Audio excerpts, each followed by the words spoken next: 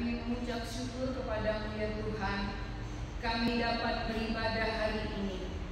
Kami meyakini bahwa Engkau ada di tengah-tengah kami, dan kami mau meninggikan nama-Mu, mendengarkan suara-Mu. Isilah kami dengan kebenaran Tuhan, karena firman-Mu itulah kebenaran, dan Engkau yang dapat membenarkan kami. Oleh karena itu kami mempersiapkan diri di hadapan-Mu, seperti tanah subur yang siap menerima benih kebenaran daripada-Mu.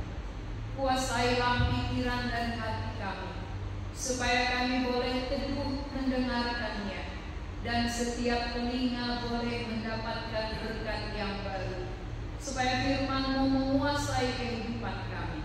Hamba-Mu dalam segala keterbatasannya, biarlah Tuhan pakai dan Tuhan menyatakan kemuliaan-Mu lewat kelemahan dan kekurangan, supaya nyata bahwa Engkau yang memakai setiap mulut hamba-Mu dalam berkata-kata.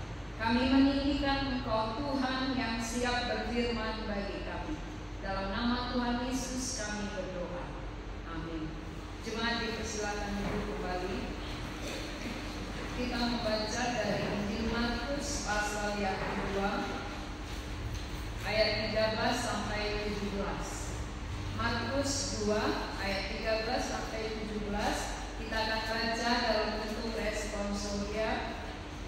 Saya baca ayat ganjil, kita baca ayat genap. Markus 2 ayat 13 sampai 17. Sesudah itu Yesus pergi lagi ke pantai danau, dan seluruh orang banyak datang kepadanya.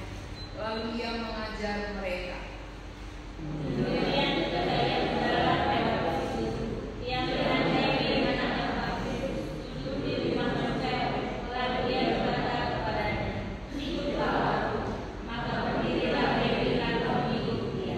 Kemudian ketika Yesus makan di rumah orang itu, banyak pemungut cukai dan orang berdosa makan bersama-sama dengan Dia dan murid-muridnya, sebab banyak orang yang mengikuti Dia.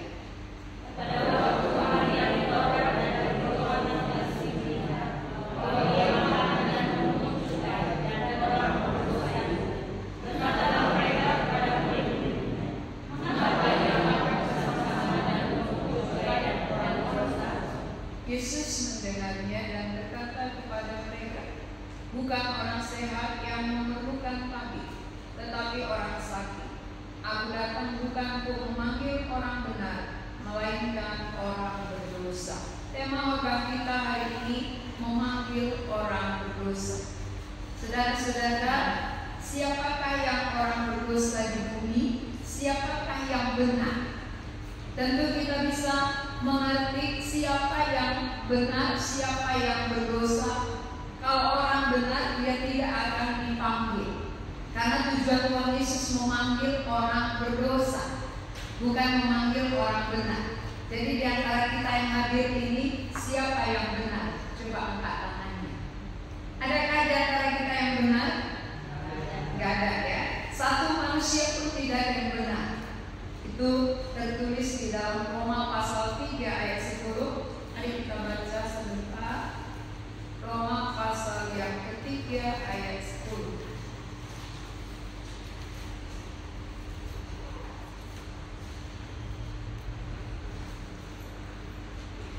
Kita baca bersama-sama. 2, 3, ya. Seperti ada tertulis, tidak ada yang benar, seorang pun tidak. Berarti di hadapan Allah semua manusia sudah berdosa. Di hadapan Tuhan tidak ada seorang pun yang benar. Lalu kalau tidak ada seorang pun yang benar, kenapa dikatakan bahwa Yesus datang memanggil orang berdosa? Karena memang semua berdosa. Kalau tidak ada yang benar, berarti semua berdosa dan semua mau dipanggil oleh Tuhan. Tapi tidak semua sadar. Semua berdosa, tapi tidak semuanya sadar bahwa dia berdosa. Banyak orang sakit, tapi kalau dia tidak sadar dia sakit, dia tidak akan berobat. Dia tidak akan pergi ke dokter. Ketika dia sadar mencari dokter untuk berobat. Tapi orang yang tidak menyadari, dia akan simpan penyakitnya, dan itu akan membawa dia kepada kematian. Manusia yang tidak menyadari dia berdosa, walaupun dia tidak sadar, tetapi dosa itu sama dengan kanker. Ya, dosa itu sama dengan penyakit kanker. Kalau dibiarkan, dia akan menggerogoti dan akan mematikan. Jadi dosa manusia akan mematikan dia, sadar atau tidak sadar. Jadi kalau begitu, mana yang penting, sadar atau tidak sadar? Lebih baik sadar. Ya, lebih baik sadar daripada tidak sadar. Banyak orang punya sakit penyakit, nggak mau ronsen, nggak mau periksa. Kenapa? Dia bilang, nanti kalau ketahuan penyakitku, aku malah jadi takut. Kalau nanti dibilang dokter kamu sudah kanker, saya ketakutan. Kamu penyakitmu parah, saya merasa ngeri. Mana lebih ngeri tahu daripada tidak tahu. Kalau kita tidak periksa, kita tidak tahu, maka penyakit itu tetap bekerja. Walaupun kita biarkan, walaupun kita tidak tahu, penyakit akan menggerogoti tubuh kita. Tapi waktu kita periksa, dokter bilang, kamu penyakitmu ini. Kita tahu jalan keluar, ada obat. Maka orang yang tahu sakit ketika dia berobat, ketika dia ke dokter, dia akan cari obat. Ya, apa obat yang bisa mengobati penyakit? Seringkali kita nggak mau belajar dengan serius. Banyak orang bilang gini, nanti kalau saya belajar serius firman, saya tahu dosa saya. Saya tahu saya orang berdosa. Kalau saya tahu tapi saya tidak mampu, kan lebih berdosa. Saya sudah tahu tapi saya nggak lepas, lebih berdosa. Lebih baik nggak usah tahu. Ini menurut saudara orang pintar atau orang bijaksana? Ya, sok pintar ya. Bukan bijak, bukan pintar, tapi dia membodohi diri. Karena kalau kita tidak mau belajar, kita tidak sadar kita berdosa, dosa itu pasti bekerja. Dosa itu pasti menggerogoti dan akan membawa kita kepada kematian kekal. Kalau sakit penyakit, kepada kematian tubuh. Kalau dosa, kepada kematian kekal. Jadi saudara-saudara, lebih baik kita periksa, ya. Periksalah hati kita. Apa sajakah dosa kita, supaya kita bisa berobat. Ada obat dosa, obat penyakit banyak, ya. Apapun penyakitnya ada obatnya, apapun dosanya ada obatnya. Jadi lebih baik tahu dosa daripada tidak tahu dosa. Coba di sebelah kiri kanannya tanya, kamu orang benar atau orang berdosa? Coba tanya dulu, sebelah menyebelah, muka belakang, ya. Karena tahu sampai sekarang dia nggak sadar dia orang berdosa, ya. Aku kok yang paling benar? Coba tanya saat ini supaya kita nggak sia-sia, ya. Sia-sia datang, sia-sia beribadah, tapi datang simpan dosa, pulang simpan dosa, akhirnya mati bawa dosa. Kalau orang mati bawa dosa nggak akan diizinkan Tuhan masuk. Sini nggak ada tempat dosa. Maka dosa harus dibereskan dulu sebelum pulang. Siapa di antara saudara yang akan pulang? Siapa yang berani pulang sebelum selesai dosanya? Ada yang sok berani pulang. Mati aja lah udah, katanya. Itu namanya sok berani. Kalau mati aja dosa belum selesai, itu namanya berani-beranian. Gak tahu apa yang akan terjadi di sana. Mati sebelum dosa diselesaikan, maut menanti saudara. Jadi jangan macam-macam, ya. Cukup satu macam. Jangan main-main, ya. Lebih baik kita menyelidiki diri kita, membuka hati kita, berkaca kepada firman. Apa yang dikatakan tentang diri kita? Siapa kita sebenarnya? Siapa kita sebenarnya di hadapan Allah? Tadi jawabannya apa? Sudah diskusi. Ada yang benar di antara kita? Ada? Tidak ada.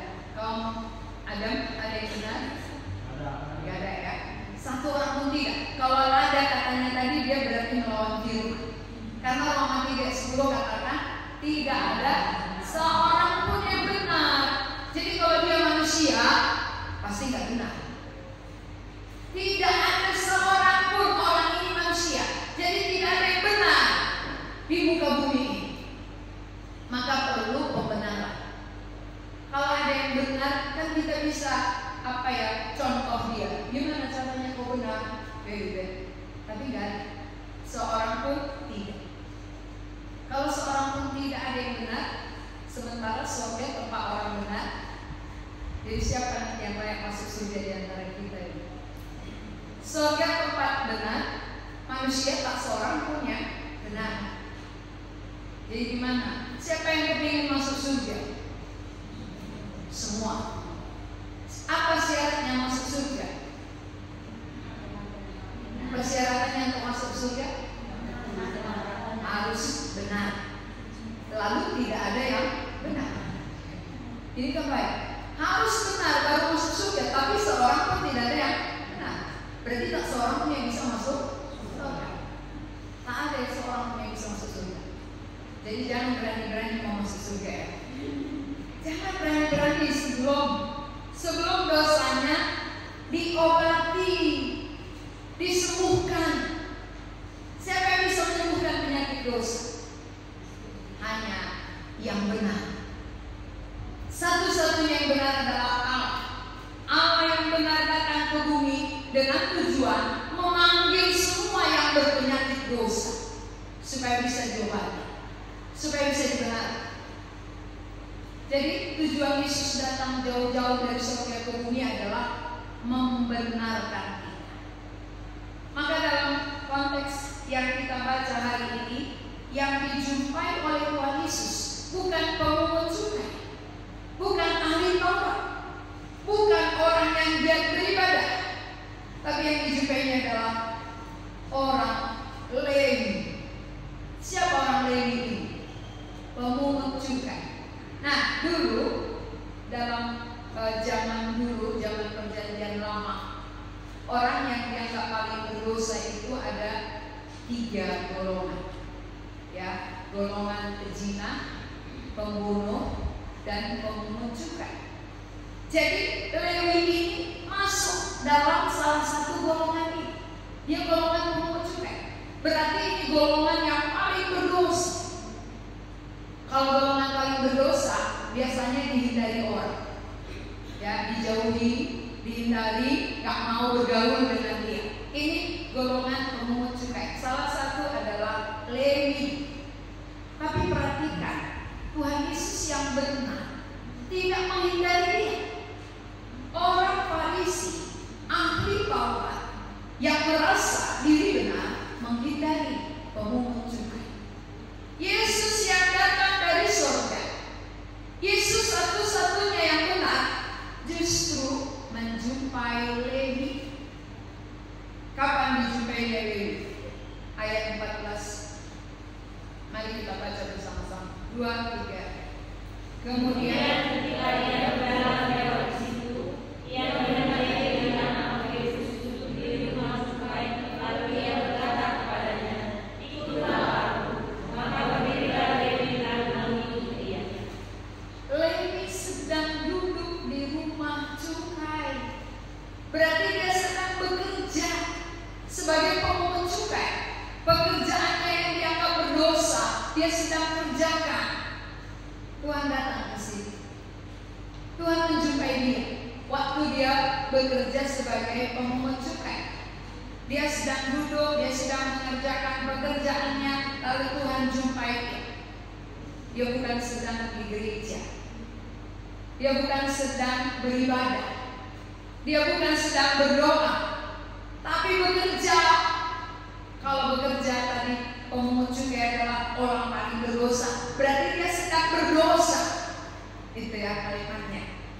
Lewi sedang berdosa, sedang melakukan dosanya, dijumpai oleh Tuhan Yesus. Jadi jangan menganggap, wah aku dijumpai kalau aku nanti udah kudus ya, udah hilang semua kudisku. Bukan, Tuhan menjumpai Lewi saat dia berdosa kok.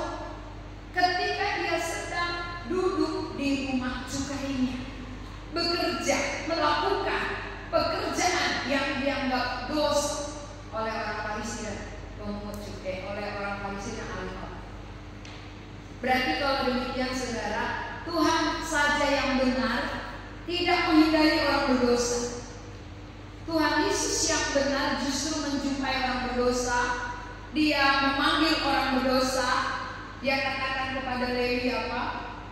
Mari ikutlah aku. Ikutlah aku. Dia tidak katakan bertobat kau ya Lewi, baru nanti sesudah kau bertobat ikut aku. Tidak. Berubah kau dulu. Ubah dulu sifatmu, sikapmu. Kalau nanti sudah kau berubah, ikut aku. Tidak. Justru waktu dia berusaha, di situ Tuhan panggil. Itu menandakan bahwa kedatangannya memang untuk memanggil orang berdosa. Kalau kedatangannya memanggil orang berdosa, coba tanya sebelahnya lagi, kamu orang berdosa. Dia tahu dia, oh berarti memanggil saya rupanya, kan gitu ya. Kalau sadar berdosa, kedatangan Yesus memanggil orang berdosa.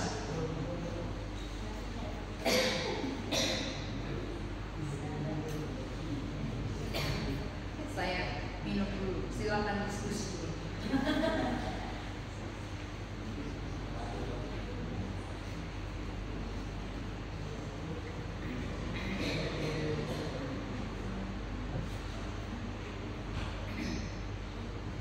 Ya, sudah.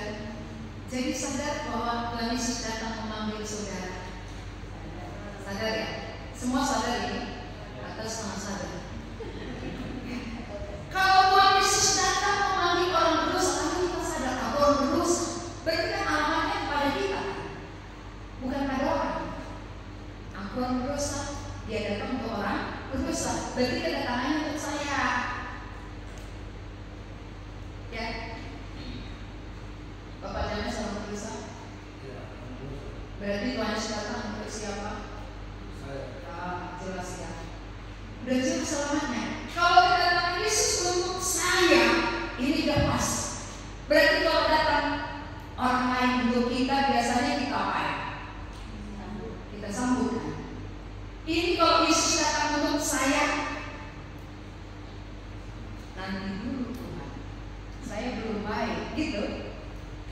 Tunggu saya berubah dulu.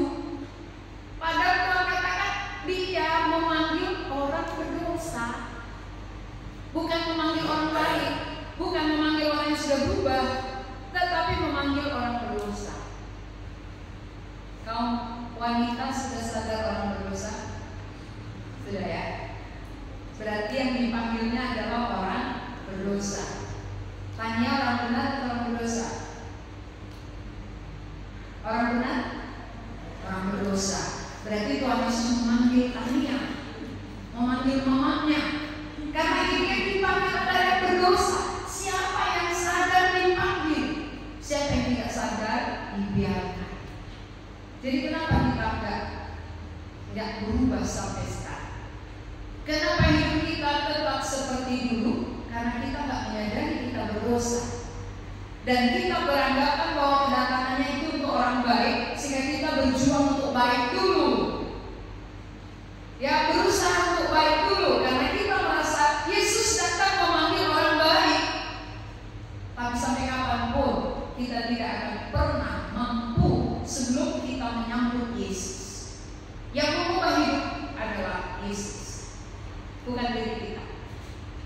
Jadi Tuhan Yesus tahu Dewi tidak akan berubah kalau tidak dipanggil.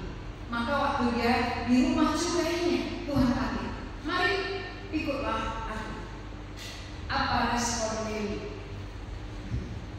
Kita baca ya 14 saja, apa responnya? Maka dia tidak lambat-lambat.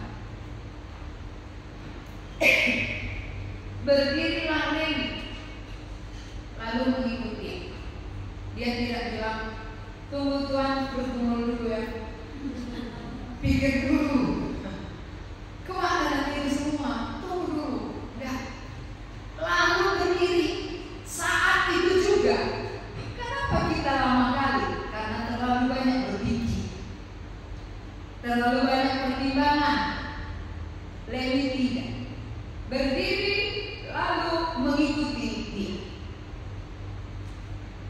Saudara, apa yang membuat tidak berdiri dan tidak mengikuti Yesus? Tunggu berubah dulu. Belum ada yang hafalannya. Tunggu yang hafalannya dulu baru bertobat, baru datang. Kalau Lewi tadi ada yang hafalannya enggak? Ada ya. Begitu Tuhan katakan ikut aku, dia langsung berdiri, dia langsung ikut tanpa hafalan. Jadi kalau sebanyak hafalannya, cukup percaya apa yang Tuhan katakan. Tuhan sudah katakan ikut aku, dia percaya langsung ikut. Kita sudah terlalu banyak pertimbangan membuat firman Tuhan. Ya.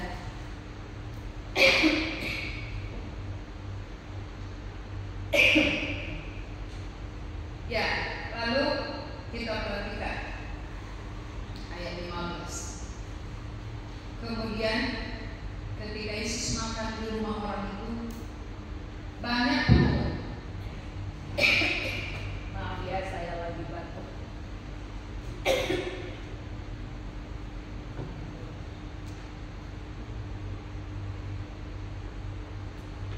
Ini sudah syukur, puji Tuhan, semalam suaranya hanya setengah dua, ini sudah mulai 3/4. Itu namanya manusia sangat terbatas, butuh ketidakterbatasan. Kalau kita terbatas, berarti kita membutuhkan Allah yang tidak terbatas. Maka saya bersyukur dengan suara ini. Kenapa saya bersyukur dengan suara saya yang hilang? Satu hari memang hilang betul, tidak bisa buang. Dipanggil orang bisa menjawab. Hari kedua itu setengah suara. Hari inilah baru 34 suara sambil batuk. Jadi waktu saya nanti sembuh, saya mengerti menghargai betapa berharganya suara.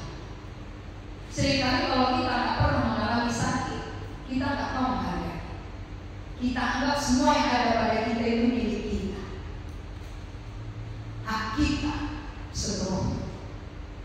Maka waktu saya bilang sebenarnya, puji Tuhan, saya belajar mengerti, menghargai bahwa suara ini pemberian Tuhan, supaya tidak dipulihkan. Saya pakai lebih maksimal tanpa harus apa yang menimpa-nimpa. Hak saya, milik saya harus dijaga. Sebelumnya diserahkan, dipakai oleh Tuhan, karena dari Dia, oleh Dia, untuk Dia. Ya, saya harap dengan setengah suara retreat semalam banyak orang dapat berkati. Karena biasanya kalau dengan suara full dia nggak serius, tapi kan setengah-setengah didengarnya lebih serius, jadi banyak yang diberkati. Nah, kita pun hari ini dengan batuk-batuknya mungkin lebih serius lagi, lebih dapat berkatnya, jadi nggak ngantuk gitu. Ya. Nah, saudara yang dikasihi oleh Tuhan, Tuhan Yesus datang bukan untuk orang benar, karena ada yang benar. Dia datang memanggil orang berdosa karena semua berdosa. Tapi mengapa ada yang tidak datang? Karena merasa dirinya benar, padahal nggak benar. Ada orang merasa benar. Siapa itu? Ahli Taurat, orang Farisi. Itu merasa benar. Sehingga ketika Yesus makan dengan pemungut cukai, orang berdosa, dia marah. Dia marah kepada murid-murid. Mengapa guru makan dengan orang berdosa, dengan pemungut cukai? Tapi apa jawaban Yesus kepada mereka? Ayat 17. Kita baca ya, tolong 2-3. Yesus menelannya berkata kepada mereka, bukan orang sehat yang perlu ketahui,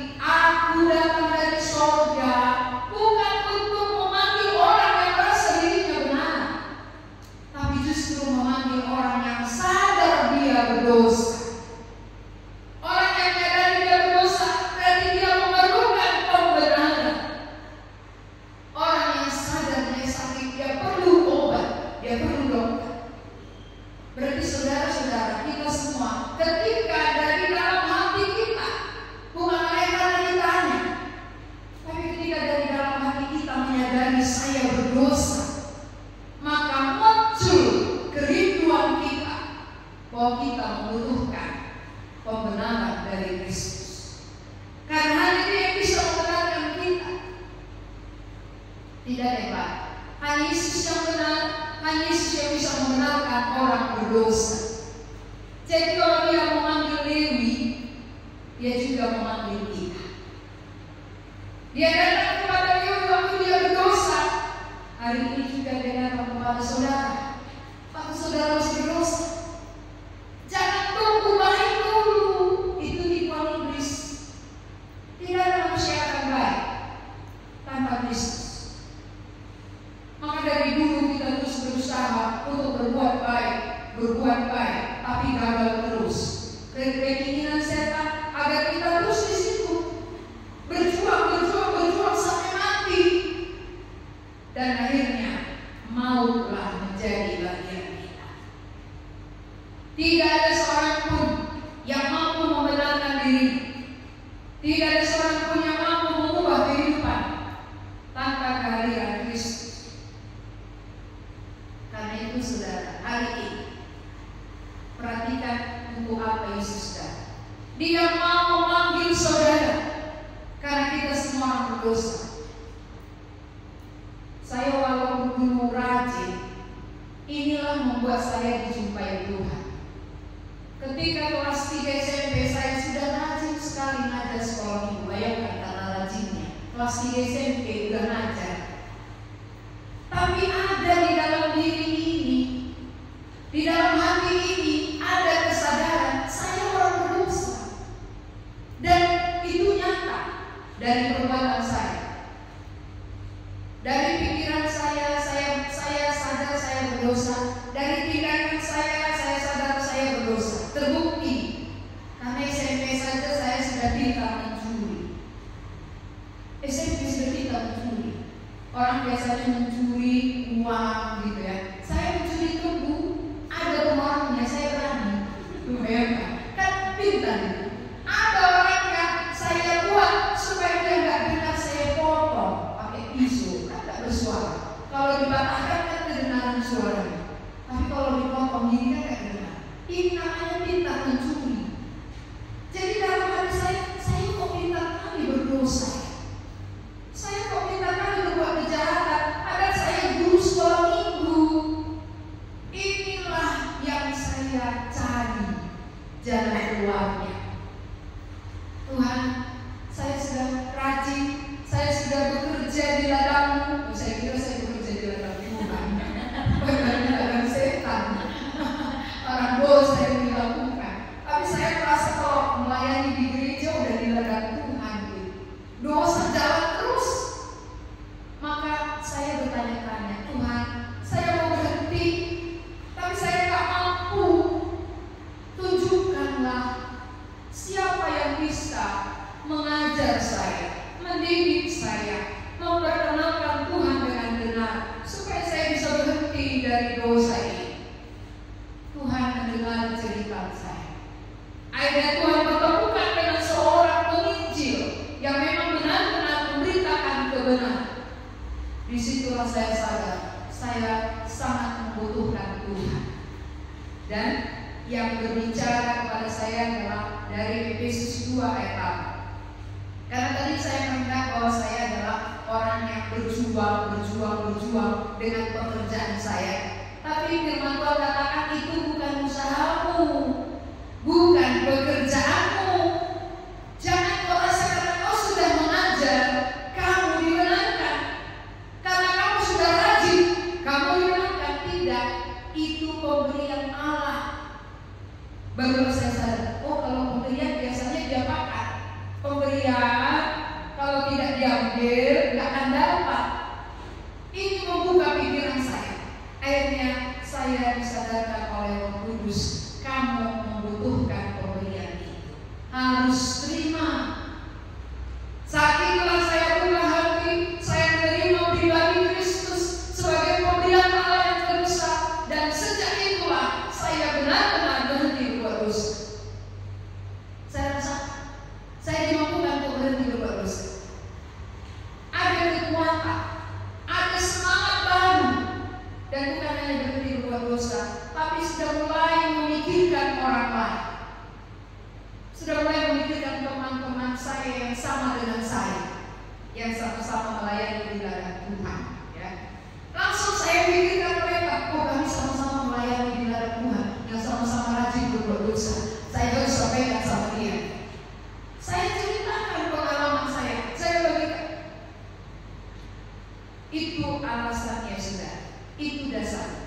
Kenapa Lewi dijumpai? Mungkin dari dalam hatinya pun selama ini sudah menjerit, sudah mau keluar, tapi dia tidak mampu. Tuhan tahu, Tuhan lihat, maka Tuhan jumpai. Dan Tuhan panggil dia. Dia langsung berdiri, bertemu dengan apa yang dia rindukan. Kutemukan apa yang kurindukan. Saudara bertemu dengan yang saudara rindukan. Apa yang saudara rindukan selama ini? Rindu kasih sayang, rindu pujian. Apa yang saudara rindukan? Kalau kita merindukan pembenaran, kita merindukan berhenti berbuat dosa, inilah jawabannya. Kedatangan Kristus itu jawaban. Siapa yang menerima kehadiran Kristus, itu yang membuat kita mampu berhenti berbuat dosa, mampu berhenti berbuat kejahatan. Diubahkan oleh Tuhan. Bukan kita yang mengubah diri sendiri dengan cara kita, dengan usaha kita, dengan kerajinan kita, tapi kehadirannya lah yang bisa mengubahkan kita. Apa perubahan si Lewi tadi? Mari kita perhatikan ayat 15 ya, kita baca bersama-sama 2-3 ya. Kemudian Yesus makan di rumah orang itu, banyak pengunjung juga dan orang berdosa bersama-sama dengan dia dan murid-muridnya, sebanyak orang yang mengikuti dia. Ya, berarti ketika Lewi dipanggil oleh Tuhan Yesus mengikut dia undang Tuhan Yesus ke rumahnya, makan dengan dia dan mengundang sahabat-sahabatnya yang sama dengan dia. Dia ingat sahabatnya yang sama-sama berdosa, supaya mereka juga mendengar tentang Tuhan Yesus. Mereka juga mendengar pengajaran Yesus dan percaya kepada Tuhan Yesus. Ini perubahan terjadi. Orang yang telah diwakilkan oleh Tuhan tidak lagi memikirkan diri sendiri. Dia hidup untuk memikirkan orang lain. Dia hidup untuk Kristus, Kristus memikirkan orang lain. Maka dia pun memikirkan sahabatnya, sesama orang berdosa. Lalu kalau kita sudah lama percaya, kita katakan aku sudah menerima Tuhan Yesus. Siapa yang sudah kita pikirkan? Sudah ada orang lain yang kita pikirkan, kita bawa kepada Yesus supaya dia juga mendengar pengajaran Tuhan Yesus. Kalau hanya pengakuan di hadapan Tuhan, kurang laku. Semua orang yang mengikut dia bukan hanya pengakuan, tapi ada tindakan nyata. Ada tindakan untuk tidak memikirkan diri sendiri lagi. Ada tindakan untuk hidup bagi Tuhan, memikirkan orang berdosa lainnya. Karena aku pun sudah diampuni, dibenarkan oleh Tuhan. Bagaimana orang lain juga dibenarkan? Karena itu merupakan kasih karunia. Jadi saudara-saudara, kita tahu kita diselamatkan bukan karena kita sudah baik-baik. Kita diselamatkan bukan karena kita lebih dari orang lain, bukan karena kita mempunyai hal-hal yang lebih, bukan. Tapi kita dipanggil diselamatkan ketika kita berdosa. Kita dipanggil oleh Tuhan Yesus waktu kita masih berdosa, karena kita sadar. Saya menyadari betul, karena saya sadar berdosa, Tuhan mempertemukan dengan caranya. Dan sesudah saya mendapatkan jawabannya, saya tidak menyimpan untuk diri saya sendiri. Saya mau berbagi kepada orang. Sampai saat ini saya tidak simpan rahasia yang besar, tapi saya mau bagi kepada semua orang, sebanyak yang orang mau mendengar. Kan gitu ya, kalau orang mau mendengar tidak bisa dipaksa. Sebanyak yang mau mendengarkan kebenaran bahwa Yesus akan memanggil dia, ini harus diperdengarkan terus-menerus. Jadi kalau saudara sudah dipanggil ketika masih berdosa, ingatlah orang lain. Oh, saya tuh waktu berdosa sudah dipanggil oleh Tuhan. Mengapa saya tidak mengingat orang-orang yang masih dalam dosanya, yang sama pengalamannya dengan saya? Saya harus pikirkan mereka. Saya harus layani mereka. Saya harus beritakan Injil kepada mereka. Itu yang sudah sampai. Bagi yang belum, hari ini saudara untuk saudara. Dia memanggil saudara. Jangan minder, jangan merasa tidak layak, karena kedatangannya adalah bagi yang tidak layak. Maka ada lagu pujian aku tak layak, ya. Karena tidak layakkan kita dilayakkan oleh Tuhan. Jangan merasa aku tidak mungkin diselamatkan seperti aku ini. Jadi seperti apa yang diselamatkan? Seperti aku ini, gak mungkin lagi Tuhan ampuni banyak kali dosaku. Justru orang yang sudah sadar banyak dosanya, kepadanya Tuhan berkenan. Orang yang tidak sadar berdosa, Tuhan tidak akan jumpai dia. Jadi pulang-pulang dari sini mau dibenarkan oleh Tuhan, karena ini orang yang sudah sadar dari semua kan. Ya, orang sadar sudah berdosa kan. Orang yang sadar berdosa berarti kedatangan Tuhan Yesus untuk saudara. Kalau dia datang ke saudara, sambutlah dia. Jangan abaikan. Untuk rupanya dia datangnya. Akulah yang paling berdosa. Paulus katakan apa? Akulah yang paling berdosa, tapi dijumpai oleh Tuhan Yesus. Kalau yang merasa benar nggak dijumpai. Ambil orang manusia, walaupun dia berdosa tapi tidak sadar, sehingga dia tidak dijumpai Tuhan, dia tidak diampuni Tuhan. Jadi kalau saudara pulang dari tempat ini, ketika saudara sadar orang berdosa, saudara akan dijumpai, sambutlah dia. Sambut di dalam hati saudara untuk membenarkan. Karena seorang pun tidak yang benar, tapi kehadirannya lah yang dapat membenarkan kita. Setuju ya? Aku tak layak untuk dapat ampunan. Aku tak layak untuk dapat tebusan. Aku tak layak menyambut namun Dia mencintaiku. Puji namanya. Ya, sama-sama ya, 2, 3 ya. Aku tak layak untuk dapat ampunan. Aku tak layak untuk dapat tebusan. Aku tak layak menyebut namanya, namun Dia mencintaiku. Puji namanya. Ya, jadi kita sebenarnya tak layak, tapi diampuni oleh Tuhan. Jangan tunggu layak dulu ya. Sampai kapanpun tidak ada yang layak kalau bukan Tuhan yang melayakkan kita. Berarti semua manusia membutuhkan kehadiran Tuhan di dalam hidupnya. Ya. Jadi tema kita memanggil orang berdosa, berarti kitalah orang berdosa, kitalah dipanggil oleh Tuhan. Kalau kita waktu berdosa dipanggil dan kita sudah dibenarkan, bagian kita adalah memikirkan orang lain. Mari kita berdoa. Tuhan, kami mengucap syukur untuk firman-Mu, kedatangan-Mu memanggil kami, supaya kami sadar akan hal